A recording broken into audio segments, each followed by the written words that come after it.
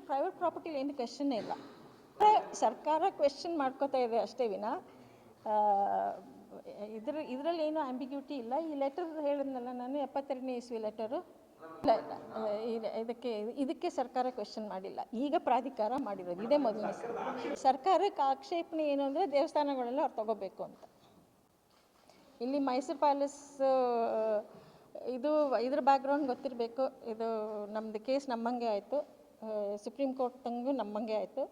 ಅವರು ಸುಪ್ರೀಂ ಕೋರ್ಟಲ್ಲಿ ಏನು ಹೇಳಿದರು ಅಂದರೆ ಅವ್ರು 30 ದಿನದಲ್ಲಿ ಇದನ್ನೆಲ್ಲ ಬಿಟ್ಕೊಡ್ಬೇಕು ಅಂತಾಯಿತು. 30 ದಿನದಲ್ಲಿ ಅವ್ರು ಬಿಟ್ಕೊಡೋ ಬದಲು ಇಲ್ಲೂ ಒಂದು ಆ್ಯಕ್ಟ್ ತಂದರು, ಮೈಸೂರು ಪ್ಯಾಲೇಸ್ ಎಕ್ವಿಸಿಷನ್ ಅಂತ ಒಂದು ಆ್ಯಕ್ಟ್ ತಂದರು. ಆ ಆ್ಯಕ್ಟ್ ಜೊತೆಗೆ ಆ ದೇವಸ್ಥಾನನೂ ತೊಗೋಬೇಕು ಅಂತ ಅದನ್ನು ಮಾಡಿದ್ದಾರೆ. ಎರಡೂ ಬಂದಿದೆ. ಈ ದೇವಸ್ಥಾನಗಳು ಬೇರೆ, ಚಾಮುಂಡೇಶ್ವರಿ ಬೆಟ್ಟದ ಚಾಮುಂಡೇಶ್ವರಿ ದೇವಸ್ಥಾನ, ಮಹಾಬಲಾದ್ರಿ ಅವು ಬೇರೆ. ಇದಲ್ಲದೆ ಬೇರೆ ಇನ್ನಷ್ಟು ದೇವಸ್ಥಾನಗಳಿದೆ, ಅವೆಲ್ಲ ಬೇರೆ ಬೇರೆ. ಆದರೆ ಈಗ ಸದ್ಯದಲ್ಲಿ ಅವರು ಇದನ್ನು ತೊಗೋಬೇಕು ಅಂತ ಕೇಳಿದೆ. ಇದು ಮೊದಲೇ ಮುಜರಾಯಲ್ಲಿದೆ.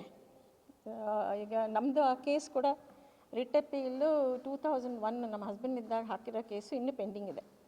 2001ನಲ್ಲಿ ರಿಟ್ ಅಪೀಲ್, ಅದು ಅಪೀಲ್ ಇನ್ನೂ ಪೆಂಡಿಂಗ್ ಇದೆ. ಅದಿನ್ನೂ ಡಿಸೈಡ್ ಆಗಿಲ್ಲ, ಹೈಕೋರ್ಟ್. ಅದಿರುವಾಗಲೇ ವೈಲ್ ದಟ್ ಇಸ್ ಪೆಂಡಿಂಗ್, ನಾನು ಈ ನೋಟ್ ಕೊಡ್ತೀನಿ ನಿಮಗೆ, ನೋಟ್ಗೆ ಹೋದರೆ ಕ್ಲಿಯರಾಗಿ ಗೊತ್ತಾಗುತ್ತೆ. While that case is pending, ಇವರು ಪ್ರಾಧಿಕಾರ ತಂದಿದ್ದಾರೆ. ದಟ್ ಈಸ್ ಆಲ್ಸೋ ನಮ್ಮ ಅನಿಸಿಕೆಯಲ್ಲಿ ಅದು ಸರಿ ಇಲ್ಲ ಅಂತ. ಆ ಕೇಸ್ ಡಿಸೈಡ್ ಆಗಬೇಕಾಗಿತ್ತು. ಆಲ್ಸೋ ಪ್ರಾಧಿಕಾರ ಇಟ್ಸೆಲ್ಫ್ ಗೌರ್ಮೆಂಟ್ ಕ್ಯಾನ್ ರೆಗ್ಯುಲೇಟ್.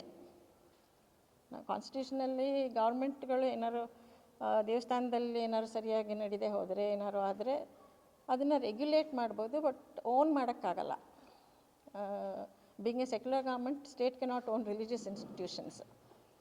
ಅಂದರೆ ಇದರ ಪ್ರಕಾರ, ಪ್ರಾಧಿಕಾರದ ಪ್ರಕಾರ ಅವರು, ನೀವು ಓದಿರ್ತೀರ ಪ್ರಾಧಿಕಾರ, ನಾನು ತಿರ್ಗಾ ರಿಪೀಟ್ ಮಾಡಲ್ಲ. ಅದರಲ್ಲಿ ಅವರು they want to own everything, including ಈ ನೋಟಲ್ಲಿ ಹಾಕಿದ್ದೀನಿ ನಾನು, ಇನ್ಕ್ಲೂಡಿಂಗ್ ಮೂವಬಲ್ಸು ಬೇರೆ ಅದಕ್ಕೆ ಸೇರಿದ್ದು ಬಾಕಿ ಆಸ್ತಿ ಎಲ್ಲನೂ ಅವ್ರು ಓನ್ ಮಾಡಬೇಕು ಅಂತ ಹೇಳಿ ಪ್ರಾಧಿಕಾರ ಓನ್ಸ್.